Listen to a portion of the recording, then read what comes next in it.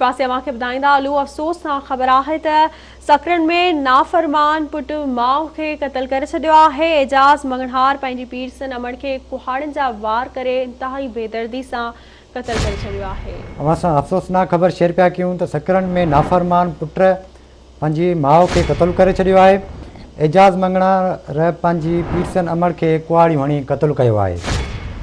अहम ख़बर आहे अवांखे अपडेट कंदा हलूं त सकरन में नाफ़रमान पुट पंहिंजी माउ खे क़त्ल करे छॾियो आहे। एजाज़ मंगणहार पंहिंजी पीरसन अमड़ खे कुहाड़ियूं हणी क़त्ल कयो आहे। हिकु दफ़ो ॿीहर अवांखे अपडेट कंदा हलूं सकरन में नाफ़रमान पुट माउ खे क़त्ल करे छॾियो आहे। एजाज़ मंगणहार पंहिंजी पीरसन अमड़ खे कुहाड़ियूं हणी क़त्ल कयो आहे।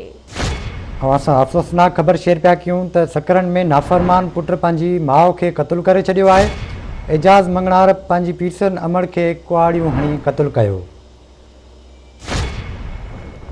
सकरन मां अवांखे अपडेट कंदा हलूं त नाफ़रमान पुट पंहिंजी माउ खे क़त्ल करे छॾियो आहे। ॾुखोईंदड़ ख़बर आहे अवां ताईं पहुचाईंदा हलूं त एजाज़ मंगणहार पंहिंजी पीरसन अमड़ खे कुहाड़ियूं हणी क़त्ल कयो आहे। असां अफ़सोसनाक ख़बर शेयर पिया कयूं त सकरन में नाफ़रमान पुट हथां माउ क़त्ल थी वई आहे। एजाज़ मंगणहार पंहिंजी पीरसन अमड़ खे कुहाड़ियूं हणी क़त्ल कयो आहे। इन हवाले से तफ़सील मालूम हूंदासीं गुलाम कादिर चांडियो खां। जी गुलाम कादिर, कहिड़ा अपडेट्स आहिनि?